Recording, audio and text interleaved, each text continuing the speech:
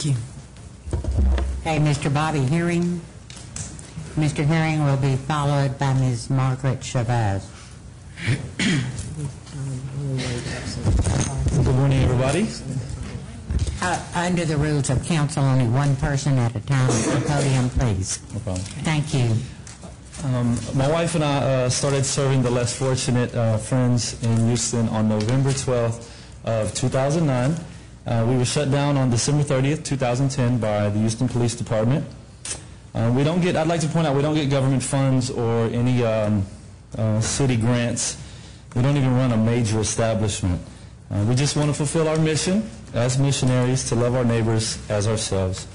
We want to clearly state that we understand the permanent laws put in by the health department are in place to protect our homeless friends who are more susceptible to illnesses according to the health department, and of course protect ourselves from lawsuits and so forth. But we've counted the costs and assumed certain risks with our services to feed our friends, and we will not let fear dictate our faith. What we want is to be able to feed our friends. Many consider these people homeless, worthless vagrants, and we actually consider them our friends. Tim, for example, worked with us at our house with some home improvements for a week. Chino, who's now no longer homeless, he's a mechanic, lives actually close to our neighborhood. He recovered from an accident and slept at my mother-in-law's house for 4 days to do so. He also spent Thanksgiving with us. Brandy, who we found her and her kids were homeless when we went down on Thanksgiving Eve, was there with children, and we ended up bringing her children to our home, and we now have kinship custody from CPS of her children while she gets on her feet, and that's a 1-year-old and a 4-year-old. I'd like to apologize for the city's image as a result of the media. We never meant this to be a media or us versus the government type of thing. That's not what we're up to. It's simply about loving our neighbors as ourselves, which we're obligated to do as believers. We also believe we have a constitutional right to fellowship with friends on private property and in public parks with or without food. We don't know where you draw the line between a public feeding and sharing a meal with friends. How do you define a friend? We define it according to John 15:13. Greater love has no one than this, than to lay down one's life for another, and we're willing to lay down our lives for these friends. We're not going to let our friends eat out of the trash, if possible, or go without food, clothing, blankets, sleeping bags, and such.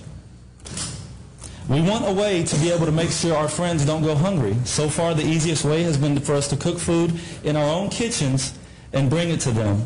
But now, permit regulations and certified kitchens have hampered those efforts.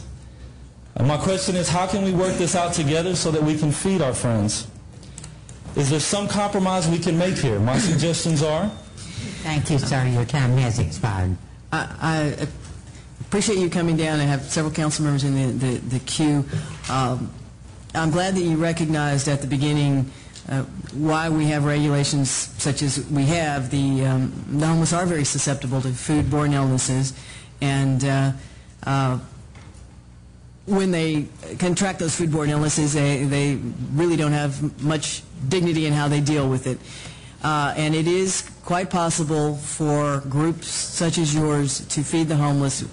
We do have an ordinance in place, and we didn't enact the ordinance to deal with your situation. We simply had not responded to the fact that you were in the park. The ordinance has been in place for some time.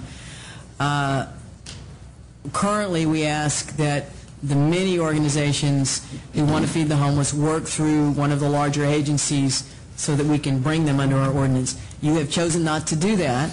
You don't want to work with the Coalition for the Homeless, for example, or with the Commercial Kitchen, but I think there are some options available, and we actually do have a draft ordinance that's been pending in the Health Department, and I know Councilmember Adams wishes to address that. Councilmember Adams. Thank you, Mayor. First of all, Mr. Herring, I just want to applaud you for everything that you have done, you and your wife, because it takes true people that have a heart for the homeless to be able to go and do what you do. You was getting ready to make some suggestions. Before I tell you what we have started working on with an ordinance, and Kathy Barton is here with the City of Houston Health Department, because we're drafting an ordinance I think that you will be pleased with, but can I hear your suggestions to make sure that we're all on the same page? Make sure I ask your question. Thank you very much.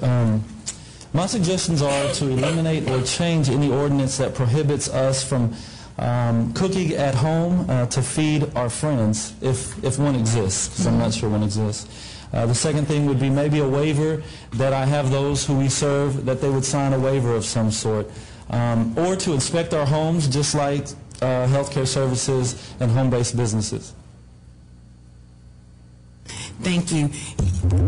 One thing that we've been working on, and you stated earlier, so I'm not going to repeat what you said about the foodborne illnesses, that we're working on the ordinance that will waive any fees, because I understand that about the permit issue. So we want everyone to make sure that they are certified by the City of Houston without charging a fee. So I'm sure that you probably wouldn't be against that. If the City of Houston don't charge you for the certification training, if we don't charge you for the supervisory training, if you don't charge you for anything of the permits that are warranted, that's one thing that we're looking at. And so far, I sent it to the mayor on yesterday, and also working closely with Kathy Barton, so we're working at that. One thing that we cannot override is the inspection of your home, but what we are looking at is looking at kitchens that are certified that you will be able to partner with to be able to probably go and prepare the meals at a certified kitchen and still be able to still do what you want to do as the missions, providing the food, going out and making sure that those necessary persons get the necessary food that they need. So that is one of the things that we're looking at in this ordinance as well. So everything that you said, I mean, when you touch the homeless people, everybody knows where I fall when it comes to our homeless population.